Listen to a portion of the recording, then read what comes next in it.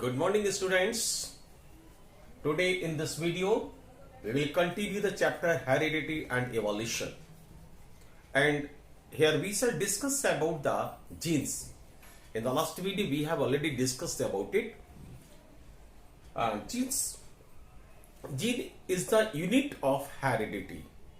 In actual, genes are present on the chromosomes in linear pattern like this. These are the genes, okay, and they are present on the chromosomes in linear pattern, and the genes are made up of DNA that is deoxyribonucleic acid, okay, and a particular gene controls a particular characters. For every character there is a particular gene. Suppose this is a gene for the height, this is a gene for complexion, this is a gene for nature. So for every character there is the particular gene, okay, and the position of the gene on the chromosome is fixed, and this position is called locus. The position of the gene on the chromosome is called locus. For every character a particular protein is formed in our body, and this protein is formed by the combination of amino acids. In actual, in human body there are found 22 amino acids, and these amino acids are joined in different pattern to form innumerable proteins, okay, and for every character a particular protein is formed. And now this sequence of amino acids of the protein is decided by the genes, this DNA. This information is coded there on the DNA, okay, so it is a function of the genes. Genes are represented by the letter of English alphabet, okay, like the genes for the tallness is expressed like capital T, okay, genes for a red color will be shown by capital R, okay, and the genes works in pair. As you know that we receive 50% chromosomes from mother, 50% from father. So one chromosome from mother and one from father, they form the pair, okay. So they have one gene for every character. Suppose the father is taller, so this gene will be for tallness, and the mother is dark, so this gene for the darkness. Suppose the mother has fair complexion, so this gene will be for the fair complexion, and father is dark, so this gene, second gene, will be for dark complexion, okay. Now, type of genes. Genes are of two types here: dominant gene and recessive gene. Genes are of two types: dominant gene and recessive gene. Dominant gene, the gene which can express itself in the presence of other alternate gene, that will be dominant gene. The gene that can express itself even in the presence of alternate gene, other gene, it will be dominant gene. Like, and dominant gene is represented by capital letter, okay, like tallness, it will be represented by capital T. Red color, it will be represented by capital R, okay. Now if there are capital T and small t combination, and capital T and capital T combination, these both combinations show the tallness. Here you can see this capital T means this dominant gene, it can express itself even in the presence of the gene of darkness, okay. Similarly, here we see capital R, small r, or capital R, they both will be red. So here this gene for the red color expresses itself even in the presence of the genes of white color. So this is dominant gene. Recessive gene, the gene that cannot express itself in the presence of alternate gene. It can express itself only in the presence of same gene. Okay, this is called recessive gene. For example, here you see, have seen that here this small t, this is the recessive gene. Here the result of this capital T small t will be termed as. So it is unable to express itself. Okay.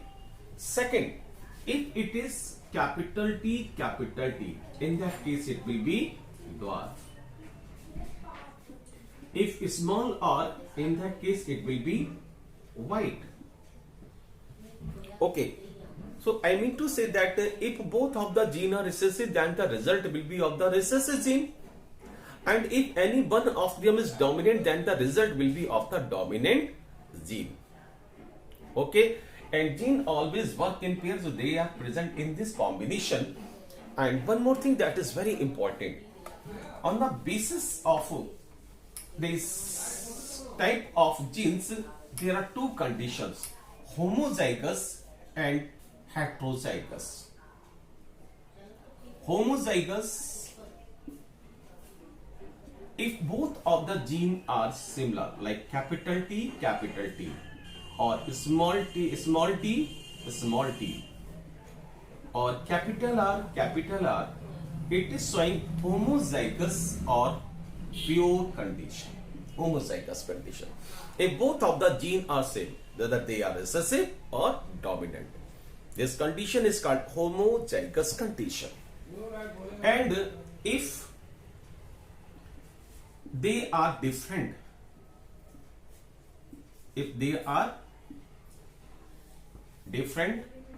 like capital T, small t, capital R, small r, here the genes are different.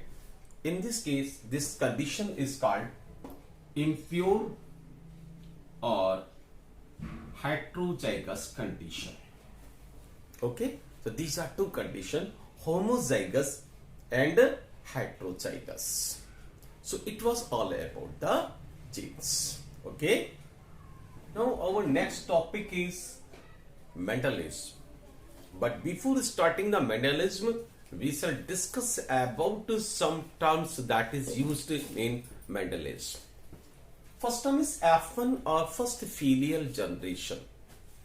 When two parent plants are crossed, means one is having red flower, another is having white flower, they are crossed first time. This is called first filial or F1 generation.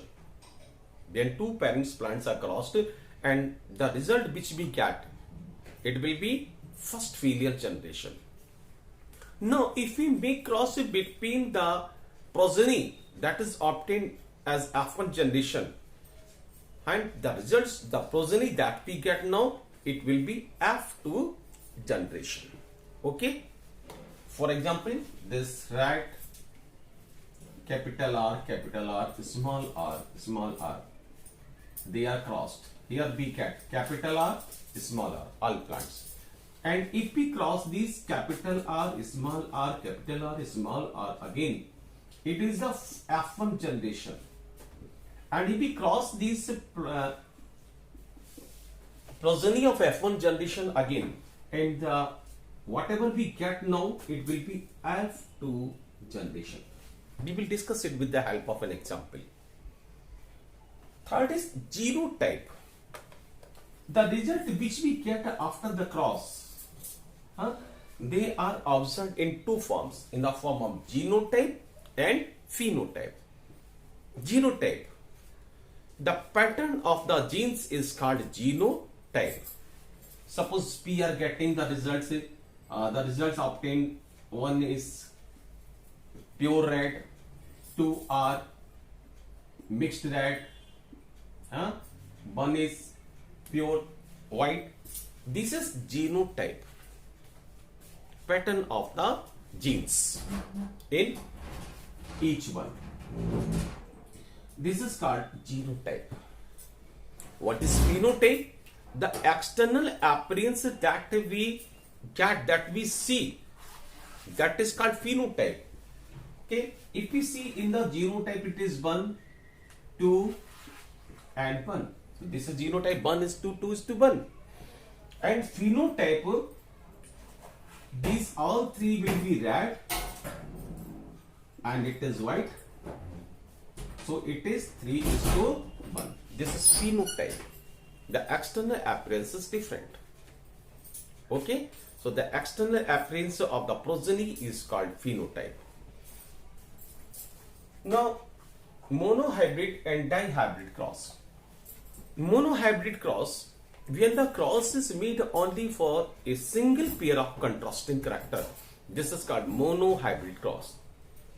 Suppose we cross two plants, one is having red flower, another is having white flower, or one is taller, another is short stem, that will be monohybrid cross. We are taking only one character. Either we are taking the length of the stem, tall and short, or we are taking the color of the flower, red or white. That is monohybrid. Dihybrid cross, when we make a cross for two pair of contrasting character, it will be dihybrid cross. Okay, so it was all about these terms that we will use in the Mendel's law. Here, let's discuss it with the help of a monohybrid cross. Monohybrid cross, here we make this diagram. Here, one is pure tall. Okay, so for pure tall, the genotype will be capital T, capital T. And another is pure dwarf. And for this, the genotype is small t, small t. They will form the gametes like this. Okay. Now, capital T, small t, capital T, small t, capital T, small t, capital T, small t. Here you can see that all the plants are tall. This is the genotype. Okay, and this is monohybrid cross because we have crossed the plants for single pair of contrasting character, that is the color of the flower. And this generation will be F1 generation. If we again cross among these plants of F1 generation, capital T, small t, capital T, small t. Okay, like this. Capital T, small t. So here, capital T, capital T, capital T, small t, capital T, small t, small t, small t. Okay, this generation will be F2 generation. Okay, so this is about the monohybrid and dihybrid cross. In the next video, we shall discuss about the Mendel's law. Okay, thank you.